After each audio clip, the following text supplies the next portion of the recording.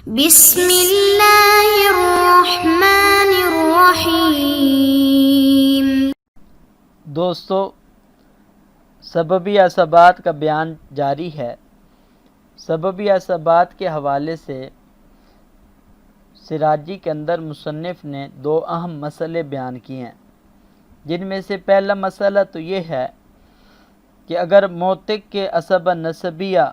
میں سے اب اور ابن موجود ہوں تو طرفین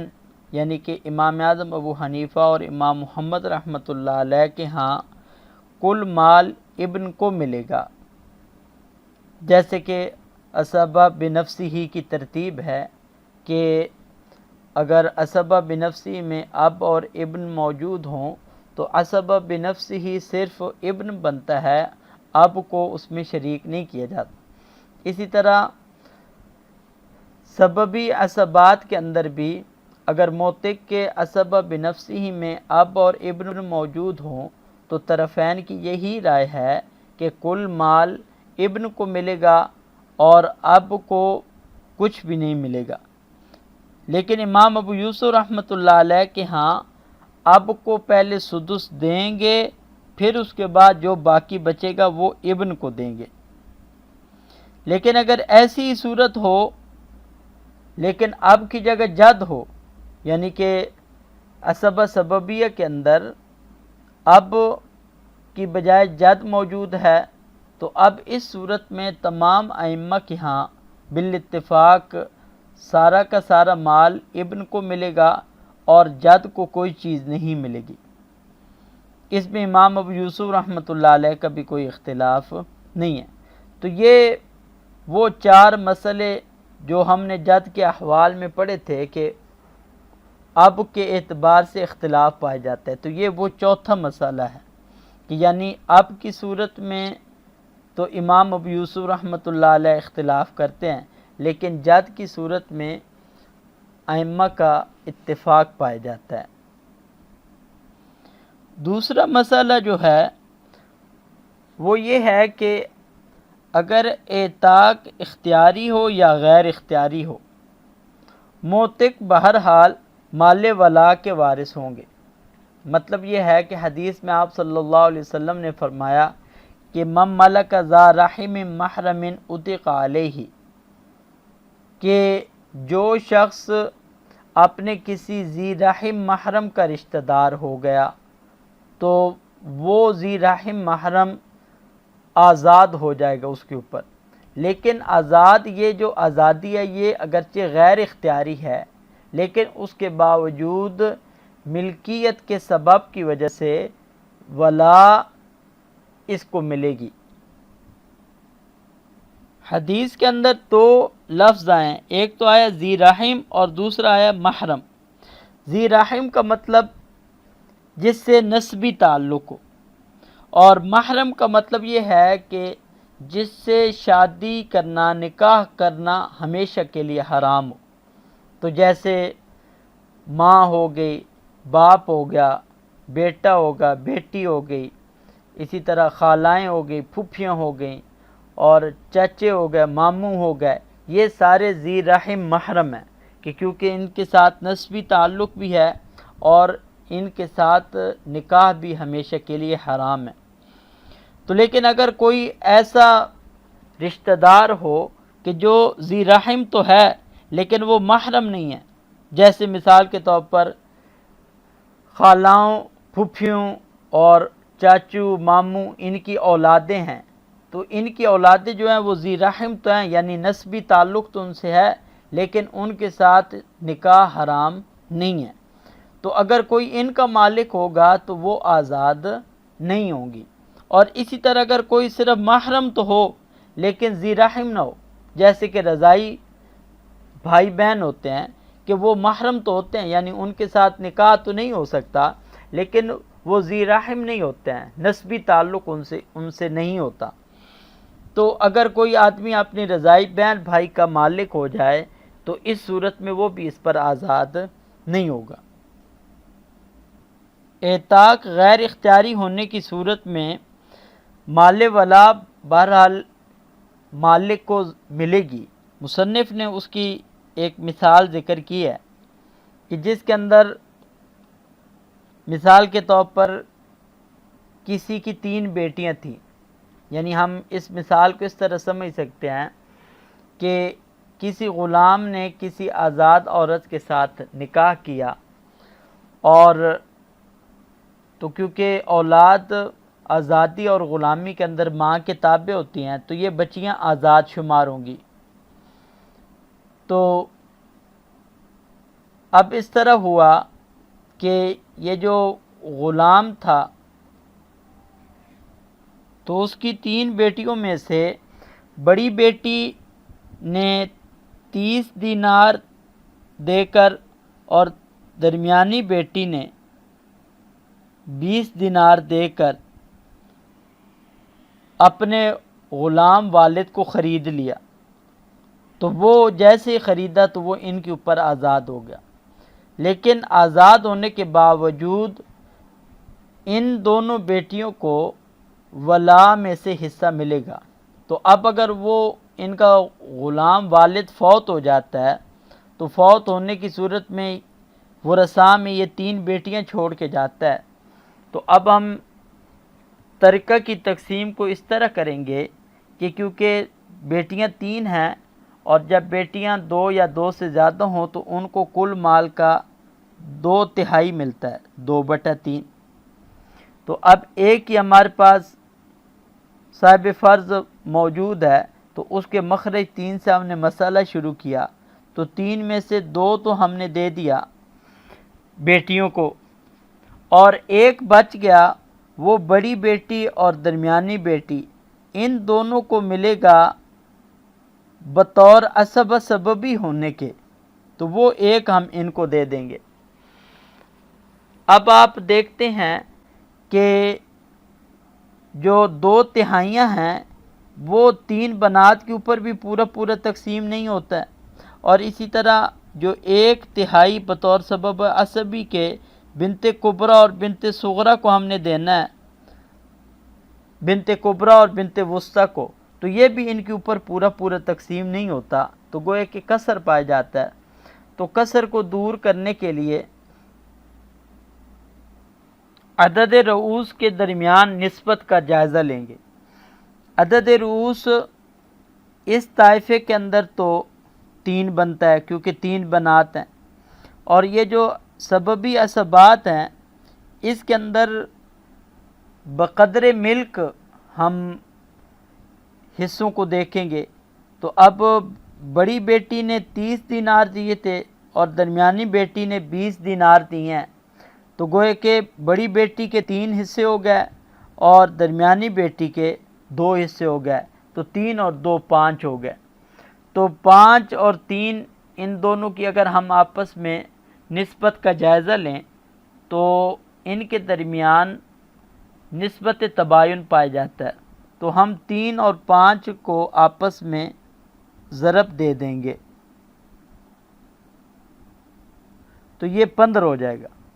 اس 15 کو ہم اوپر جو اصل مسئلہ 3 ہے اس کے ساتھ ضرب دیں گے تو اب یہ 45 ہو جائے گا۔ تو 45 سے ہم مسئلے کی ابتدا کریں گے، تو 15 2 بار یہ 30 ہو جائے گا۔ تو گویا کہ بطور فرض کے تینوں بیٹیوں کو 30 حصے ملیں گے 45 میں سے، اور 15 ایک بار 15، تو بطور اسبہ سببی کے بنت کبریٰ کو اور بنت وسطیٰ کو 15 ملیں گے، تو 15 میں سے 2 حصے یعنی کہ 6 وہ بنت وسطیٰ کو مل جائیں گے اور 9 حصے یہ بنت کبریٰ کو مل جائیں گے۔ تو اس بنت کبریٰ کو بطور فرض کے 30 میں سے 10 ملیں گے تو وہ 19 ہو جائیں گے، تو گویا کہ بنت کبریٰ کے ٹوٹل 19 ہو گئے۔ اور اسی طرح جو بنت وسطیٰ ہے اس کو بطور فرض کے یہاں سے 10 ملیں گے تو وہ 10 اور 6 یہ 16 ہو جائیں گے، تو گویا کہ بنت وسطیٰ کے کل حصے وہ 16 ہو جائیں گے، اور باقی بنت صغریٰ اس کے صرف اور صرف 10 حصے رہ جائیں گے۔ بطور فرض کے، تو اس طرح یہ ہمارا مسئلہ حل ہو جائے گا۔ اب ہم اسبات سببیہ کو سراجی کی عبارت میں دیکھتے ہیں۔ وآخر العصبات مولا العطاقہ، اور اسبات کی جو دوسری قسم ہے وہ مولا العطاقہ ہے۔ ثم عصبتہ علی الترتیب الذی ذکرنا، پھر مولا العطاقہ یعنی موتق کے اسبات ہوں گے اسی ترتیب پر جو ہم نے ذکر کر دیا، یعنی جیسے ہم نے اسبات نسبیہ کے بیان میں اسبات بنفسی کو بیان کیا ہے، تو وہی ترتیب یہاں پر مراد ہوگی، یعنی پہلے موتق کی فرع آئے گی، پھر موتق کی اصل آئے گی، پھر اس کے بعد موتق کے اب کی فرع آئے گی، پھر موتق کے جد کی فرع آئے گی، تو وہی ترتیب یہاں پر ہوگی۔ لقول علیہ الصلاۃ والسلام، اب یہاں پر یہ اسب سببیہ کی وارث ہونے کی دلیل بیان کر رہے ہیں کہ نبی صلی اللہ علیہ وسلم نے فرمایا الولاء لحمۃ کلحمۃ النسب، کہ ولا یعنی مدد کرنا، غلام کو آزاد کرنا، یہ بھی رشتہ داری ہے نسب کی رشتہ داری کی طرح۔ لحمہ کا معنی رشتہ داری ہوتا ہے۔ ولا شیء للاناث من ورثۃ الموتق، کہ موتق کے ورثاء میں سے عورتوں کے لیے کوئی چیز نہیں ہے۔ لقول علیہ الصلاۃ والسلام لیس للنساء من الولاء الا ما اعتقنا او اعتق من اعتقنا، کہ عورتوں کے لیے ولا میں سے کچھ بھی نہیں ہے مگر یہ کہ جن کو عورتوں نے خود آزاد کیا ہو، او اعتق من اعتقنا، یا عورتوں نے جس کو آزاد کیا ہو اس نے آگے کسی اور کو آزاد کیا ہو، یہ دوسری صورت ہو گئی۔ او کاتبنا، یا عورتوں نے کسی کو مکاتب بنایا ہو اور معین رقم لے کر پھر ان کو آزاد کیا ہو۔ او کاتب من کاتبنا، چوتھی صورت یہ ہے کہ عورتوں نے جن کو مکاتب بنایا ہو انہوں نے آگے کسی اور کو مکاتب بنایا ہو، تو اس صورت میں بھی عورتوں کو ولا ملے گی۔ او دبرنا او دبر من دبرنا، یا یہ کہ عورتوں نے کسی کو مدبر بنایا ہو، او دبر من دبرنا، یا عورتوں نے جن کو مدبر بنایا ہو انہوں نے آگے کسی اور کو مدبر بنایا ہو، تو ان صورتوں کے اندر بھی عورتوں کو ولا ملے گی۔